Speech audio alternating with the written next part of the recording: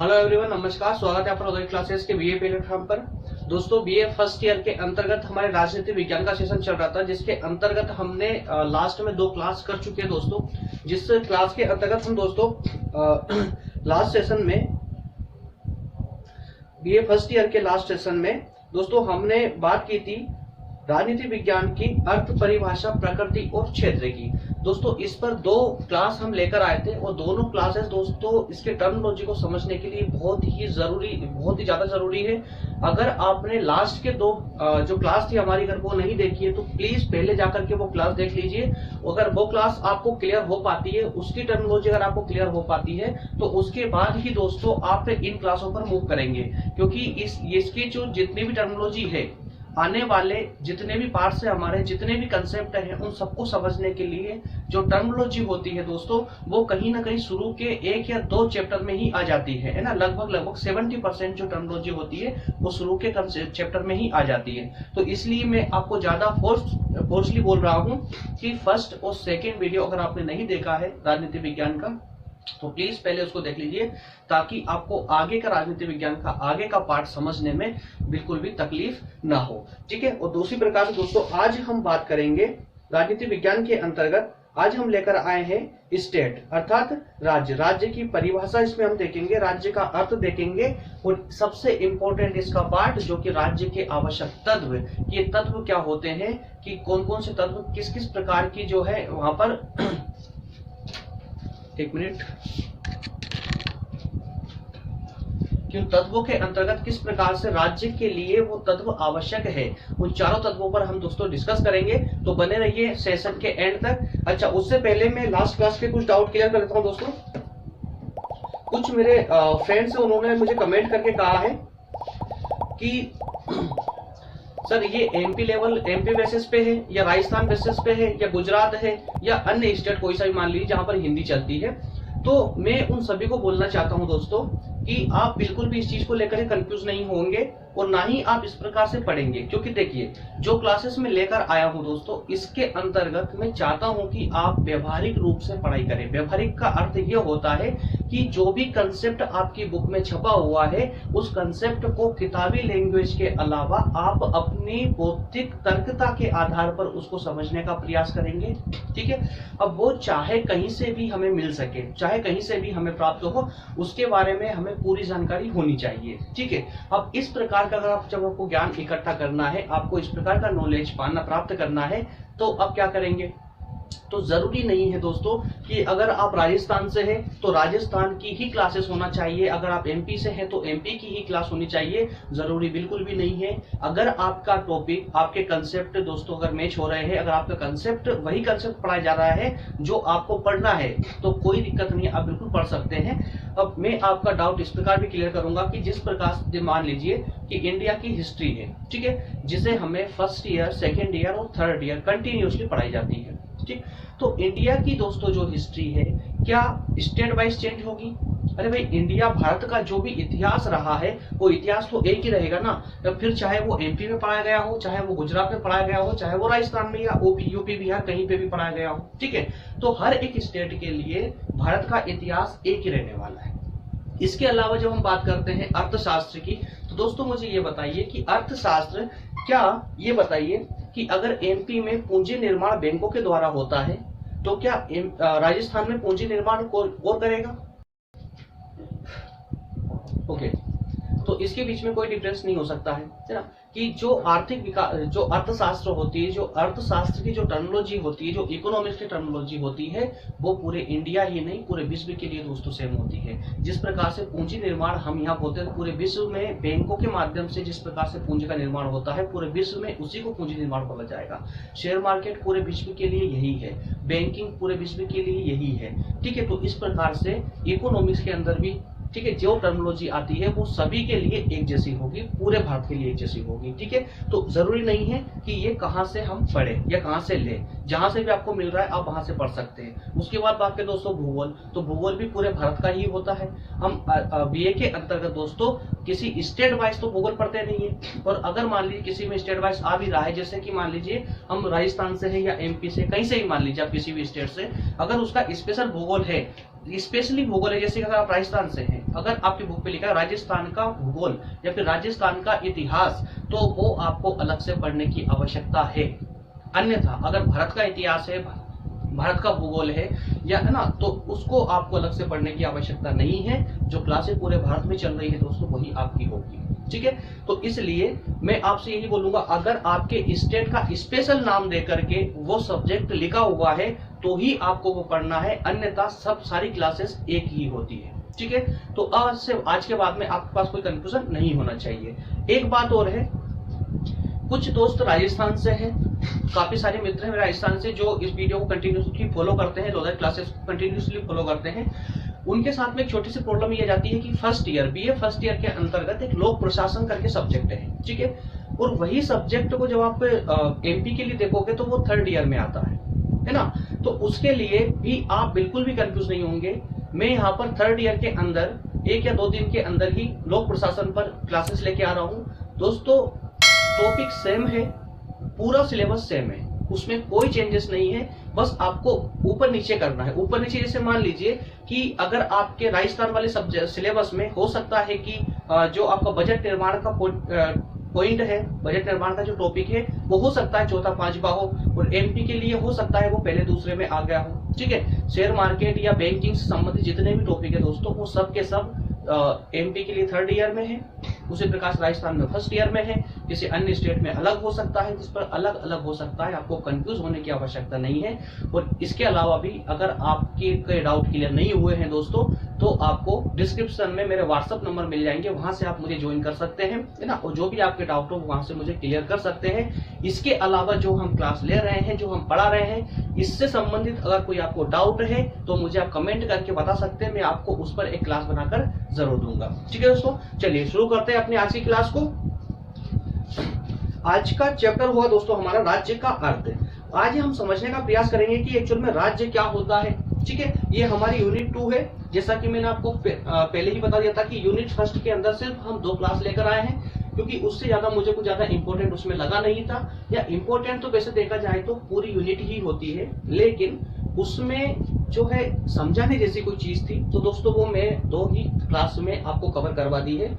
उसके अलावा जो बचा हुआ पार्ट है वो आप आसानी से समझ सकते हैं, उसको आप आसानी से कर सकते हैं, इस कारण से मैंने उसको स्किप कर दिया है। लेकिन फिर भी अगर आपको डाउट हो तो उस टॉपिक से प्रथम इकाई से संबंधित जो भी आपको डाउट हो दोस्तों, आप मुझे कमेंट कर सकते हैं, मैं आपको उस पर क्लास जरूर दूंगा। ठीक है, तो आज की जो सेकेंड यूनिट है, सेकेंड यूनिट के अंदर हम पढ़ेंगे राज्य का अर्थ, राज्य के अर्थ जानने का प्रयास करेंगे। उसके अलावा दोस्तों इसके आवश्यक तत्व क्या है, इन तत्वों पर हम बातचीत करेंगे। ठीक है, तो शुरू करें अपना सेशन आज का।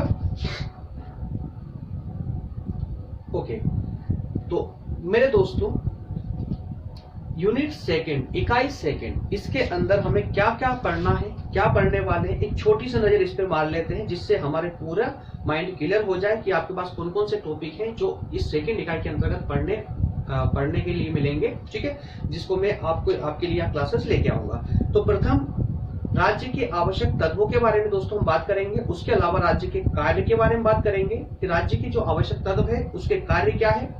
और इसके अलावा एक इंपॉर्टेंट सेशन और हो जाता है जिसका हम अलग से सेशन लेके आएंगे, है ना। इसके नेक्स्ट वीडियो होगा हमारा उत्पत्ति के सिद्धांत। तो राज्य की उत्पत्ति के सिद्धांत क्या होते हैं, हम उस पर भी एक विस्तृत चर्चा करेंगे। ठीक है, इसके अलावा राष्ट्र एवं राष्ट्रीयता की अवधारणा की बात करेंगे। फिर उसके बाद नेक्स्ट होगा संप्रभुता का सिद्धांत। दोस्तों जानेंगे कि हम संप्रभुता का सिद्धांत क्या होता है। इसके अलावा शक्ति पृथक्करण, और नेक्स्ट होगा नागरिकता और नागरिक समाज। तो दोस्तों ये 5 टॉपिक हमारे बहुत इंपॉर्टेंट टॉपिक है पूरी राजनीतिक विज्ञान के अंतर्गत। अगर आपको कुछ समझना है दोस्तों तो यही शुरुआती टर्मिनोलॉजी है। अगर ये कंसेप्ट आपके माइंड में पूरी तरह से क्लियर है तो आगे की पूरी पॉलिटी पढ़ने में, आगे की आपकी पूरी राजनीति पढ़ने में कहीं से कहीं तक भी आपको प्रॉब्लम नहीं आने वाली है। ओके, तो चलिए दोस्तों शुरू करते हैं। अपना पहला पॉइंट लेते हैं राज्य की परिभाषा से। राज्य की परिभाषा से स्टार्ट करेंगे दोस्तों। राज्य, इसके अंतर्गत हम राज्य का अर्थ, आवश्यक तत्व और उत्पत्ति के सिद्धांत हम देखने जा रहे हैं। सबसे पहले शुरुआत करेंगे हम राज्य के अर्थ से। लास्ट क्लास में हमने एक शब्द देखा था दोस्तों, पोलिस। अगर आपको याद हो तो पोलिस, पोलिस का अर्थ क्या होता था, छोटे छोटे नगर और राज्य। ठीक है, आपने लास्ट क्लास में, आपको शायद याद होगा अगर आपने क्लास को फॉलो किया है तो, पोलिस का अर्थ होता है नगर राज्य, और पोलिस कहाँ का शब्द है, ये यूनान का। ठीक है, इसी प्रकार से उसका पोलिस से क्या बना था उस समय, राजनीति यानी पॉलिटिक्स बनी थी। ठीक है, जिसको हम राजनीतिक विज्ञान के संदर्भ में देखते आ रहे थे। इसके अलावा जब हम स्टेट या फिर किसी राज्य की बात करते हैं दोस्तों, तो राज्य की उत्पत्ति भी कहीं ना कहीं इस पोलिस शब्द से ही हुई है, अर्थात पोलिस शब्द से हुई है। कहां से, अगर आप यूनान की बात करेंगे तो पोलिस, यूनान के जो लोग थे दोस्तों, यूनान के जो दार्शनिक थे, वो जो है राज्य के लिए, स्टेट के लिए पोलिस शब्द इस्तेमाल करते थे। वही अगर आप रोम में जाएंगे दोस्तों, रोमन दार्शनिकों की अगर आप बात करेंगे तो वो स्टेट के लिए, राज्य के लिए सिविटेट शब्द का इस्तेमाल करते थे। ठीक है, तो इसी प्रकार से इन दोनों शब्दों का ही आशय दोस्तों उस समय के जो है नगर राज्यों से था। किससे, नगर राज्यों से, ना कि आधुनिक राज्यों से। आधुनिक जो राज्य होते हैं दोस्तों वो राष्ट्रीय राज्य होते हैं। मैं आपको एक छोटा सा कम चीज और बताऊं, पहले इस परिभाषा को खत्म कर लेते हैं। ठीक है, तो वर्तमान में देखिए कि उस समय जो पोलिस और सिविटास इन शब्दों का इस्तेमाल किया जाता था, उसका अर्थ होता था स्टेट, और उस समय स्टेट का अर्थ होता था छोटे छोटे नगर राज्य। ठीक है, तो नगर राज्य उस समय, प्राचीन समय में इन शब्दों का इस्तेमाल छोटे छोटे नगर राज्यों के लिए किया जाता था। लेकिन जब आप वर्तमान की बात करेंगे तो वर्तमान में दोस्तों राष्ट्रीय राज्य से इसका अर्थ लिया जाता है। अब मैं एक बात आपको, एक छोटी सी बात बता देता हूं, उसको याद रखिए। जब तक हम स्पेशली राज्यों की बात ना करें, देखिए राज्य और केंद्र अलग अलग होते हैं, याद रखिए। राज्य और देश, देश पूरा भारत, राज्य उसके जितने भी स्टेट हैं, ठीक है, जितने भी 28 स्टेट है, तो उन राज्यों से संबंधित होते हैं। लेकिन जब हम ये राजनीति पढ़ रहे होते हैं तो राजनीति पढ़ते वक्त दोस्तों राज्य का अर्थ कोई स्टेट नहीं है, राज्य का अर्थ पूरा राष्ट्र है। ठीक है, अगर आप किसी पॉलिटी में, हमारी राजनीति विज्ञान के अंतर्गत, अगर आप राजनीति शब्द से का इस्तेमाल अगर आप पॉलिटी से करते हैं, किससे, राजनीति शब्द का इस्तेमाल जो है अगर आप राज्यों का आप इससे करते हैं, स्टेट से, राज्यों से, तो ये कहीं ना कहीं गलत हो जाएगा। किस प्रकार से गलत होगा कि जो राज्य है, राज्यों का शब्द, राज्य शब्द छोटे छोटे राज्यों को लेकर के दोस्तों प्राचीन समय में इसका इस्तेमाल किया जाता था। लेकिन जब आप आधुनिक की अर्थात वर्तमान की जब आप बात करेंगे तो वर्तमान में राज्य का अर्थ होता है पूरा राष्ट्र। सिर्फ राजनीति विज्ञान के अंतर्गत हम बात कर रहे हैं। ठीक है, और जब हम राजनीति विज्ञान से बाहर आ जाएंगे, जब कभी हम संविधान को पढ़ेंगे दोस्तों, हमारे भारत के संविधान को, तब हम राज्य के लिए राज्य शब्द का ही इस्तेमाल करेंगे। ठीक है, तो कहाँ कहाँ पर राज्य शब्द का इस्तेमाल हमारे स्टेट के लिए किया जाएगा और कहाँ कहाँ राज्य शब्द का इस्तेमाल पूरे देश के लिए किया जाएगा, ये कंसेप्ट आपके माइंड में क्लियर होना आवश्यक है, जो कि शायद अब तक क्लियर हो चुका होगा। ठीक है, एक सेकंड।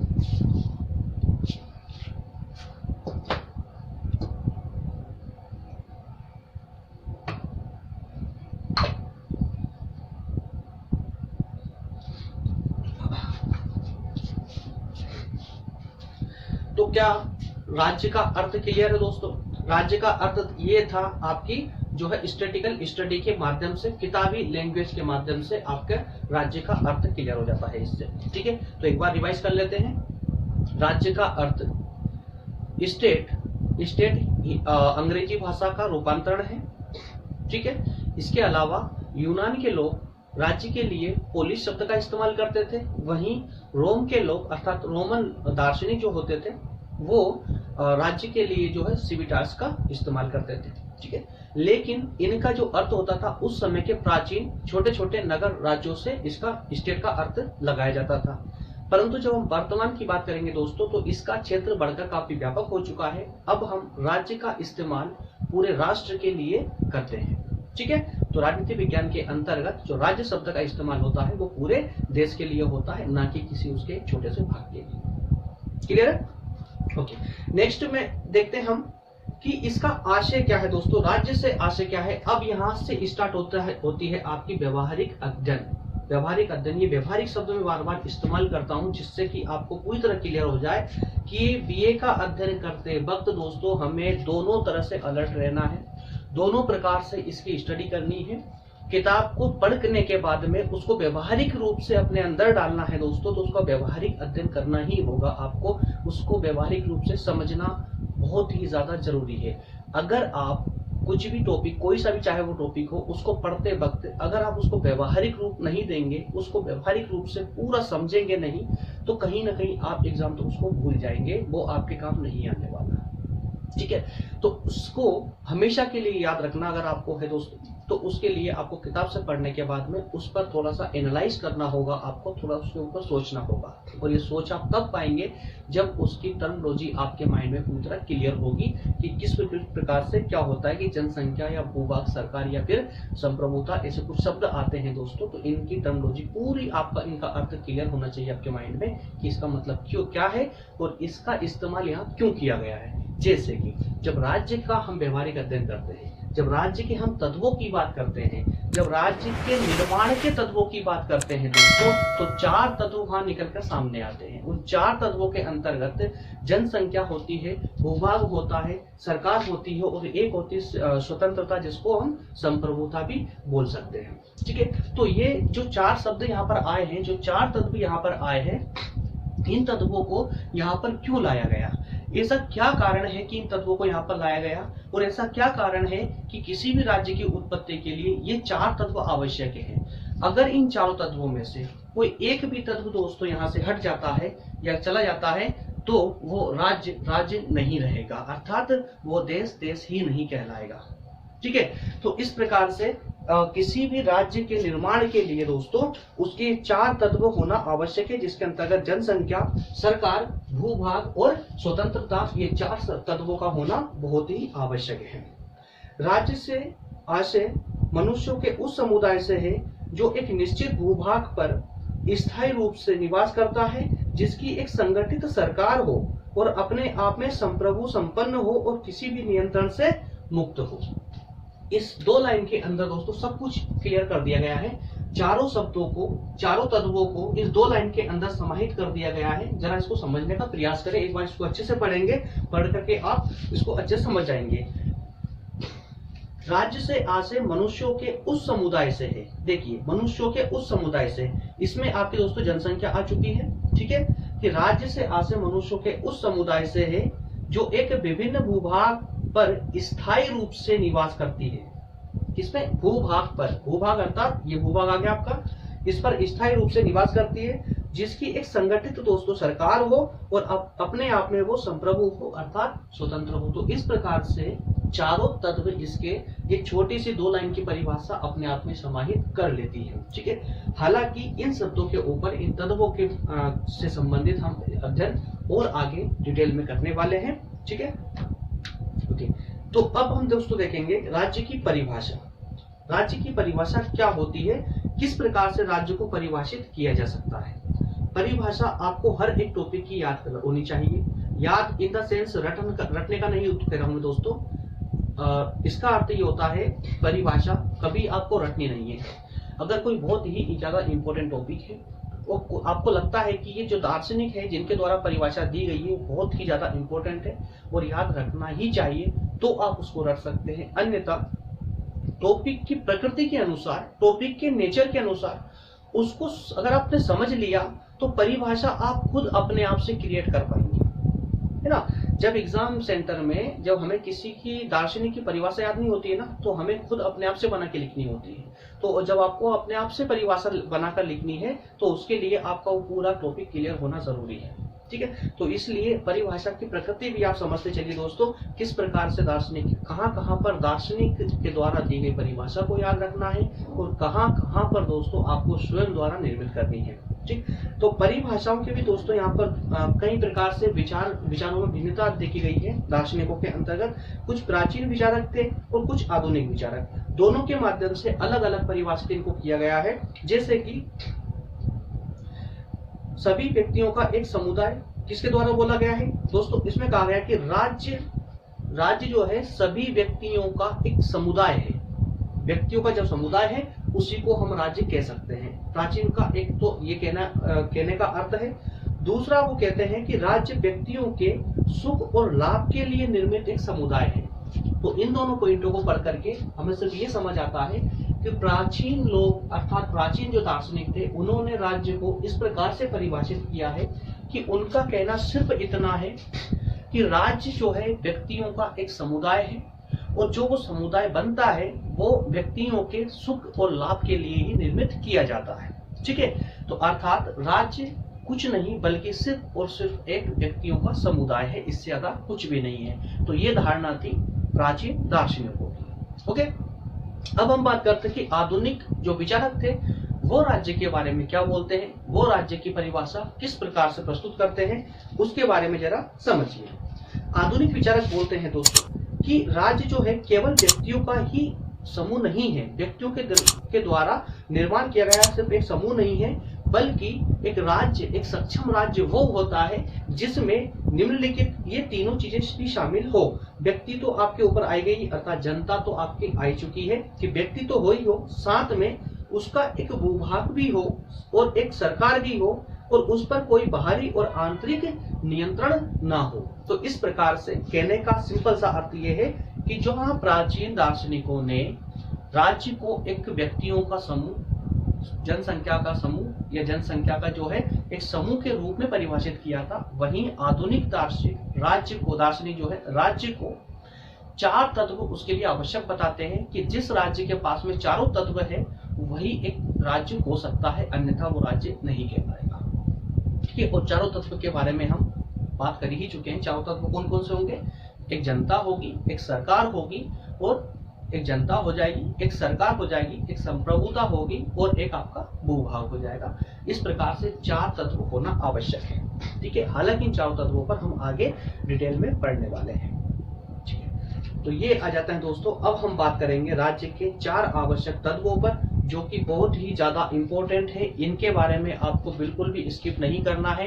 अगर आप इधर उधर काम करते हुए वीडियो देख रहे हैं तो प्लीज अब शांत बैठ करके और अपना पूरा 100% फोकस क्लास पर लगा करके प्लीज इन चार तत्वों को आप अच्छे से समझ लीजिए। अगर आपने चारों तत्व समझ लिए दोस्तों तो राज्य वाला पूरा कंसेप्ट आपका पूरी तरह पानी की तरह क्लियर होने वाला है। इससे कहीं तक आपके अंदर कोई डाउट नहीं रहेगा इसको लेकर के। ठीक है, तो चलिए स्टार्ट करते हैं अपना ये सेशन। अच्छा, अभी तक के क्लास में अगर कोई डाउट हो तो प्लीज मुझे कमेंट कर दीजिए। और अगर आप वीडियो आपको हेल्पफुल लग रहा है दोस्तों, अगर आपको लग रहा है कि क्लास में थोड़ा सा अच्छा प्रयास कर पा रहा हूँ आपके लिए, आपको शायद अच्छा समझा पा रहा हूँ, तो प्लीज मैं आपसे हर बार सिर्फ एक ही चीज मांगता हूँ और वो मांगता हूँ लाइक। बस कि सिर्फ वीडियो पे लाइक दबाते चलिए, इससे मेरा मोटिवेशन दोस्तों बढ़ जाता है ना, तो मुझे थोड़ा और उत्साह बढ़ता है, तो और अच्छा लाने का प्रयास करता हूँ। कोई भी इंसान होगा अगर उसका उत्साहवर्धन होगा, उसका उत्साह बढ़ेगा, तो बेसिक सी बात है कि वो और ज्यादा अच्छा ही प्रयास करने का है ना प्रयास करेगा। ओके, तो चलिए शुरू करते हैं। राज्य के आवश्यक तत्व। राज्य के आवश्यक तत्वों के अंतर्गत दोस्तों हमने चार आवश्यक तत्व देखे थे और ये चार आवश्यक तत्व जो थे ये प्रोफेसर गार्डनर के माध्यम से द्वारा दिए गए थे दोस्तों। प्रोफेसर गार्डनर को हम पहली क्लास से ही पढ़ते आ रहे हैं, है ना। तो इसका अर्थ ये है कि राजनीतिक विज्ञान को लेकर के प्रोफेसर गार्डनर दोस्तों एक बहुत ही इंपॉर्टेंट दार्शनिक है, जिनकी हर एक परिभाषा आपको पास होना चाहिए। उनका सोचने का जो नजरिया था राजनीतिक विज्ञान को लेकर के वो आपके पास होना चाहिए। और आपको इतना पता भी होना चाहिए कि जो गार्डनर साहब है, गार्डनर साहब राजनीति के बारे में क्या बोलते हैं, राज्य के बारे में क्या बोलते हैं, किसी भी देश के निर्माण के बारे में क्या बोलते हैं दोस्तों। क्यों? क्योंकि इसी प्रकार से राज्य के जो आवश्यक चार तत्व थे ना, उन चारों तत्वों की परिभाषा दोस्तों प्रोफेसर गार्डनर ने ही दी है, जो आज वर्तमान तक भी चली आ रही है।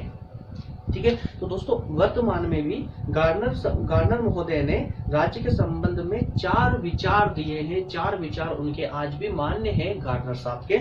उसमें प्रथम जनसंख्या है, दूसरा निश्चित भूभाग है, तीसरा सरकार है और चौथा संप्रभुता है।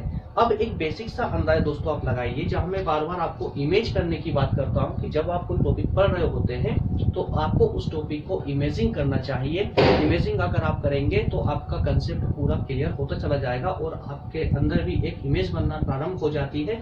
और फिर ये जो प्रयास होता है ना, ये एंड तक यही चलता रहता है दोस्तों। आप जब भी कोई टॉपिक पढ़ते हैं तो आपके माइंड ऑटोमेटिक इमेज बनाना प्रारंभ कर देता है। ठीक है, अब सोचिए जरा कि कोई ऐसा देश या कहें कि जनसंख्या का सिर्फ एक समूह, क्या एक अकेली जनसंख्या मिलकर के कोई राज्य का या कोई देश का निर्माण कर सकती है? नहीं। अगर कोई देश बनाना है दोस्तों तो जनसंख्या तो होना ही चाहिए। उस जनसंख्या को रहने के लिए एक निश्चित भूभाग भी होना चाहिए। ठीक है, अब ऐसा तो नहीं है कि जैसे जनसंख्या है लेकिन भूभाग नहीं है। जैसे कि अगर आप एग्जाम्पल अगर ले दोस्तों, तो तिब्बत का, या फिर तिब्बत को आप छोड़ दीजिए, अब किसी भी ऐसी जनसंख्या का, चलो तिब्बत के अपने एग्जाम्पल लेते हैं, सबसे सटीक बैठेगा वो। तिब्बत पर जब चीन ने आक्रमण किया दोस्तों, चीन ने अधिकार किया, तो तिब्बत के जो धार्मिक गुरु थे दलाई लामा, ठीक है, अब उन्होंने उस आक्रमण के समय उन्होंने तिब्बत को छोड़कर के भारत आ गए, ठीक है। तो आज भी वो तिब्बत की सरकार को कहां से ऑपरेट करते हैं दोस्तों? भारत के उत्तराखंड से ऑपरेट करते हैं, है ना। भारत के उत्तराखंड में जो है उन्होंने शरण ले रखी है भारत में, दलाई लामा ने, और इस बात को लेकर के हमारा चीन के साथ बार बार विवाद भी होता रहता है। तो क्या होता है कि जो दलाई लामा के पास में काफी सारी जनसंख्या है, कहाँ की? तिब्बत की, जो उनके साथ आ गई थी। तो हम ये कह सकते हैं कि दलाई लामा के पास में जनता तो है, प्लस सरकार भी वो चलाते हैं, तो सरकार भी है, लेकिन उनके पास दोस्तों दो चीज नहीं है। दो क्या नहीं है? एक तो उनके पास निश्चित भूभाग नहीं है कि वो कहाँ रहते हैं, कहाँ रहे, क्योंकि उनकी सरकार तो तिब्बत में चल रही है, रहते कहाँ है? वो इंडिया में रहते हैं, तो उनके पास एक निश्चित भूभाग नहीं है, अर्थात वो चलती फिरती सरकार है, चलते फिरते जनसंख्या का एक समुदाय है और एक चलती फिरती सरकार है, ठीक है। इसके अलावा उनके पास में पूर्ण स्वतंत्रता नहीं है। कैसे नहीं है पूर्ण स्वतंत्रता? क्योंकि उनके क्षेत्र पर उनके जो निश्चित भूभाग है उस पर चीन का अधिकार है, ठीक है। तो यहाँ पर दलाई लामा के पास में दो चीज है, लेकिन दो चीज नहीं है। अगर जो दो चीज नहीं है वो भी उनको प्राप्त हो जाए तो उनका भी एक नए राष्ट्र का निर्माण हो सकता है, ठीक है। तो इस प्रकार से हम कह सकते हैं दोस्तों कि जनसंख्या, राज्य के लिए जनसंख्या तो आवश्यक है ही है, साथ ही साथ में वो जनसंख्या कहाँ रहती है उसके लिए एक निश्चित भूभाग होना आवश्यक है। अब उस जनसंख्या के लिए भी दोस्तों आवश्यक है कि वो जनसंख्या जो है राजनीतिक रूप से संगठित हो। ऐसा नहीं हो कि कुछ एक समूह है जो कुछ और कर रहा है, दूसरा समूह कुछ और कर रहा है, मतलब एकदम बिखरा हुआ हो। जैसे कि प्राचीन समय का हमारा भारत जो आज हम देखते हैं दोस्तों, ऐसा बिल्कुल भी नहीं था। सब छोटे छोटे टुकड़ों में अलग अलग रूप से बटा हुआ था, जिस पर राजा महाराजाओं का शासन चला करता था। और वही कारण था कि विदेशियों ने आकर, यूरोपीय कंपनियों ने आकर के हम पर अधिकार कर लिया था, ठीक है, क्योंकि उस समय हम संगठित नहीं थे, अर्थात एक राज्य नहीं कह सकते हम प्राचीन भारत कि वो एक राज्य नहीं था। क्यों? उस समय जनसंख्या तो थी, ठीक है, और भूभाग भी हमारे पास था, स्वतंत्रता भी लगभग कहीं ना कहीं थी, मौजूद थी उस समय, परंतु हम पूरे एक राजनीतिक रूप से संगठित नहीं थे, ठीक है। तो सरकार काय के लिए आवश्यक है? ताकि जनता एक समूह के अंदर रह सके, एक राजनीतिक रूप से संगठित होकर रह सके, है ना, किसी नियम और कानूनों के अंतर्गत वो कार्य कर सके, ठीक। इसके अलावा दोस्तों राज्य के लिए एक और सबसे इंपॉर्टेंट जो हो जाती है वो हो जाती है संप्रभुता। संप्रभुता का अर्थ होता है स्वतंत्रता। संप्रभुता मतलब ये होता है कि वो जनता या वो सरकार, जिस देश की जनता सरकार है, वो अपने आप में पूरी तरह से स्वतंत्र हो, उसको कोई भी नए नियम कानून बनाने के लिए या अपना देश चलाने के लिए न तो आंतरिक रूप से कोई दबाव हो और ना ही बाहरी रूप से कोई दबाव हो, कोई प्रेशर या फिर कोई नियंत्रण नहीं होना चाहिए। वो पूरी तरह से स्वतंत्र होना चाहिए, तभी एक राज्य का निर्माण हो सकता है। तो इस प्रकार से हम कह सकते हैं कि किसी भी राज्य के निर्माण के लिए दोस्तों इन चारों तत्वों का होना आवश्यक और बहुत ही ज्यादा आवश्यक है। अगर इन चारों तत्वों में से कोई एक भी मिस आउट हुआ, कोई एक भी चला गया, तो वो देश नहीं होगा, ठीक है। क्या अब आपको चारों तत्व क्लियर हो चुके हैं कि किसी भी राज्य के निर्माण में चारों तत्व किस प्रकार की भूमिका अदा करते हैं? ये देखिए क्वेश्चन भी बन गया बातों में, है ना, कि चारों तत्व तो है। क्वेश्चन में ये भी आ सकता है कि राज्य के चार तत्वों के बारे में तत्वों का वर्णन कीजिए, या फिर एक क्वेश्चन ये भी हो सकता है कि राज्य के निर्माण में राज्य का आवश्यक तत्व जनसंख्या, या चारों में से कोई सा भी एक तत्व उठाकर पूछ लेगा कि किस प्रकार से किसी राष्ट्र के निर्माण में सहायक है। या क्वेश्चन हो सकता है कि क्या चारों तत्व राज्य के निर्माण के लिए अति आवश्यक है, अगर इनमें से एक को भी हटा दिया जाए तो क्या राज्य का निर्माण हो सकता है या नहीं? वर्णन कीजिए, समीक्षा कीजिए, समझाइए, कुछ भी कर सकता है वो, ठीक। तो इस प्रकार से दोस्तों ये जो है ये चारों तत्व हो जाते हैं राज्य निर्माण के। अगर आप समझते चलेंगे तो क्वेश्चन चाहे वो फिर किसी भी घुमा दे, अगर आपका टॉपिक क्लियर है तो आप कहीं से कहीं तक कभी कंफ्यूज नहीं होंगे, ठीक है। अब हम दोस्तों इन्हीं चारों तत्वों पर एक एक करके हम चर्चा कर लेते हैं, है ना। ज्यादा समय नहीं लगेगा, मुश्किल से 10 से 15 मिनट होने वाले। एक सेकेंड।